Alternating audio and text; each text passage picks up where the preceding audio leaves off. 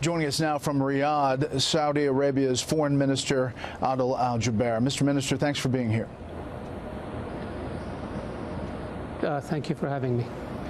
You know that there is skepticism around the world, here in Washington, all over, of the latest explanation about the disappearance and then death of Jamal Khashoggi. I want to give you a chance to kind of lay out the latest explanation and how you came to this. We had an individual who came to the consulate. He was approached by members of the Saudi security team. They told us that he left the consulate. They came back to Saudi Arabia, filed their report to that effect. The custodian of the Holy Mosque, King Salman bin Abdulaziz, dispatched a team to investigate in Turkey with the Turkish authorities. The reports we were getting from Turkey did not comport with the reports that the team had provided to us after they returned to Saudi Arabia. The king then directed the public prosecutor to launch an investigation, which he did about 9 days ago. He discovered that there were discrepancies. We discovered that he was killed in the consulate. We don't know in terms of details how. We don't know where the body is. The public prosecutor then put out orders to detain 18 individuals for questioning and possibly facing trial. And the king also dismissed a number of senior officials in this area. This, Brett, is the first step of a long journey. We are determined to uncover every stone. We are determined to find out all the facts, and we are determined to punish those who are responsible for this murder. And we are determined to ensure that the institution that we have that deals with intelligence has checks and balances in it, and to ensure that something like this can never happen again. You said you don't know where the body is. Someone obviously knows. Was it chopped up? Was it dismembered? Do you know that? We're working on this. We're working on this with our Turkish colleagues. The public prosecutor is continuing his line of questioning, and we are intent on determining what happened, and we're intent on uncovering all of the facts that exist in this case. We want to make sure that we know what happened, and we want to make sure that those responsible be held to account. Why did it take 18 days for the Saudi story to kind of gel? You know, at first it was that he walked out of the consulate, and then it was silence for a while, and then this detailed explanation minus, you know, where the body is and who ordered it. We had reports that indicated that he left the consulate, and then, as I mentioned, our investigating team in Turkey discovered that there are elements that contradict what was in the report. When we ascertained ourselves of this fact, then the public prosecutor launched his investigation, and he determined that the reports that was originally filed were wrong, and that there was something that happened that was criminal.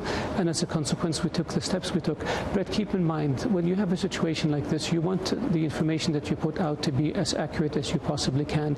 You don't want to put out speculation or hearsay or gossip, and these things take time. You may want to look back at the issue of Abu Ghraib and the timeline between when the incidents were discovered and when the U.S. government came out with an initial report of what happened. These things take time, and you want to be careful. You're an authoritarian government. You're saying that the Crown Prince, Mohammed bin Salman, did not know about this at all, even though there are members of this 15-person team that are closely aligned with him? Well, Brett, first of all, we're not an authoritarian government. We're a monarchy. We have our checks and balances. We have our systems. The individuals who did this outside the scope of their authority. There obviously was a tremendous mistake made, and what compounded the mistake was the attempt to try to cover up. That is unacceptable in any government. These things unfortunately happen. We want to make sure that those who are responsible are punished, and we want to make sure that we have procedures in place that prevent it from happening again. Our history as Saudi Arabia for the past 80 plus years since the founding of the modern Saudi state, we have never engaged in such behavior, and we will never engage in such behavior. This is an aberration, this is a mistake, this is a criminal act, and those responsible for it will be punished. To the original question, did the Crown Prince know anything about it, if there were people closely tied to him involved in this operation?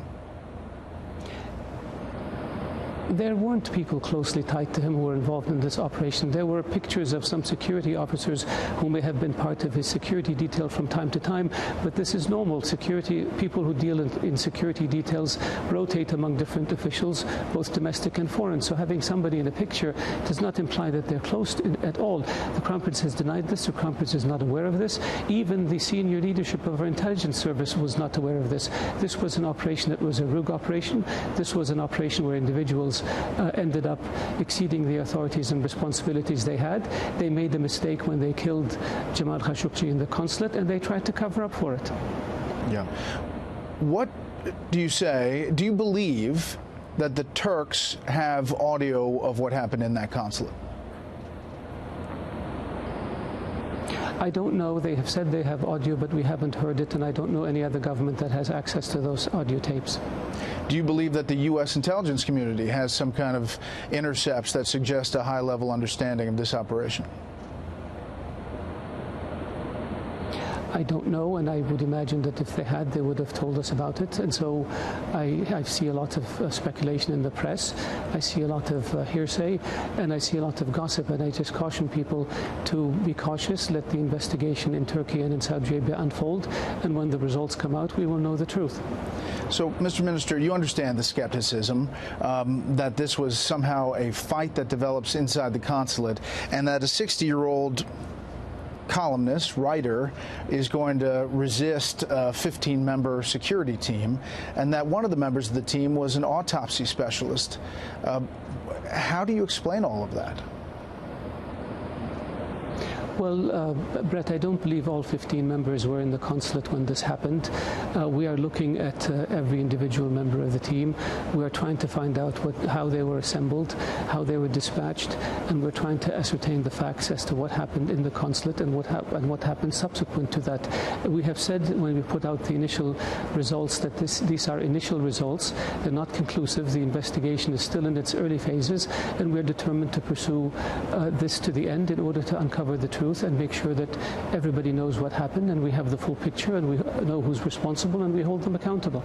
I'm sure you've heard lawmakers speaking out. Here's what Senator Rand Paul said today on Fox News Sunday. I feel certain that the Crown Prince was involved and that he directed this, and that's why I think we cannot continue to have relations with him. And so I think he's going to have to be replaced, frankly, but I think that sanctions don't go far enough. There are a lot of Washington lawmakers who are in that same boat. How do you respond to them?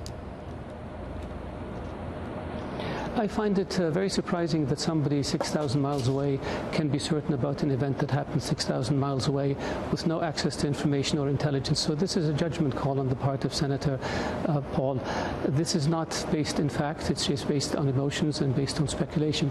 With regards to deciding who leads our country, this is a matter for Saudi Arabia to decide and nobody else. And I would respectfully urge members of Congress to wait until they have the facts and then judge the results of the facts and take positions then, but not jump to conclusions before something is concluded. There is the presumption of innocence until proven guilty. In this case, people have turned it upside down, unfortunately. Are you worried, fearful about something in this investigation showing you something that is different than the original story that you've put out now? We put out the version that we had based on the facts we had at the time. We will continue to put out information as it becomes available and as it is certified.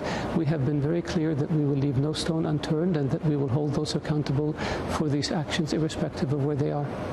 And definitively, King Salman is standing behind the Crown Prince on all of this. The custodian of the two holy mosques, King Salman, is determined to see this investigation through, determined to ascertain the facts, determined to hold those responsible accountable, and determined to put in place policies and procedures and measures in the security services to prevent something like this from ever happening again. What will happen to the people who have been arrested surrounding this? This is up to the courts to decide. The public prosecutor will bring charges as the investigation unfolds. They will be referred to the courts, and the courts will sentence them. Do you have a message to the Khashoggi family today? Yes, this is a terrible mistake. This is a terrible tragedy. Our condolences go out to them. We feel their pain, and I wish this didn't happen, and I wish that this could have been avoided. Unfortunately, a huge and grave mistake was made, and I assure them that those responsible will be held accountable for this. Last thing, Mr. Minister, you spent a lot of time as the ambassador to the U.S., now as foreign minister. How concerned are you about the future of the U.S.-Saudi relationship after all this? The U.S.-Saudi relationship is a historic and strategic one. We have great interests that we share together. We have a great trade relationship. We have security issues that are critically important to both of us. We work very closely on combating terrorism and extremism, on containing Iran's aggressive policies in the region, on trying to bring peace to the Red Sea and the Horn of Africa, on trying to bring peace to Afghanistan, Pakistan. The relationship is a hugely important strategic relationship for both countries. I believe that when the investigation is over and the facts are revealed and people know who was responsible and see those individuals being punished and see procedures put in place to prevent this from happening, that the relationship will weather this. Saudi Arabia's Foreign Minister, Adel al-Jubeir. Mr. Minister, thank you for the time. Thank you.